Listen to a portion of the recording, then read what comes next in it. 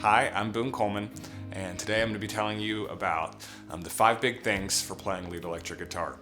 The first is to know the lead lines like the back of your hand. You want to be able to do this so that way, in case you need to adapt, in case you need to be able to move up and down the guitar neck to play in a different key, in a different position, or a different octave, you're able to transpose and do so. So one thing that I like to do is to practice a given part in 3 different spots on the guitar neck. Maybe on the first 2 strings, the B and E string, and then maybe also try to learn the part on the G and B string in a different position. So this kind of gives you a different voicing for your lead lines. The second thing is to play melodically and not rhythmically.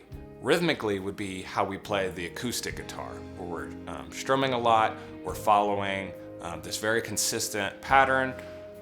When we think melodically, we want to think about stringing a line of notes together that makes sense for the context of the song, that makes sense with the context of what's going on with the rest of the band, and is just musically pleasing. The third thing is to use triads and to play the right chords. So most importantly, you should be playing the right chords. An easy way to do this is to play the triads. If you have difficulty with this, one thing you could consider doing is using the caged method. Caged stands for C-A-G-E-D. You can look up a video, or we can try to attach one, a link to another video on how to use the caged method and what this means. It can help you organize the guitar neck into different keys, different areas where you can play these triads, notes, or scales. Fourth, you should use silence to create dynamics. So what this means is that you don't need to be playing all out all the time.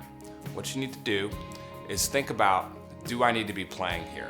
Am I going to be able to add something to the context of what everyone else is doing?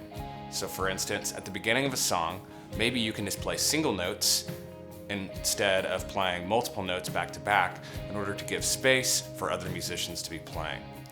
Also, you don't have to be playing all the time. You can sit out a verse, and this helps to create a lull, and when you come back in, it'll seem bigger.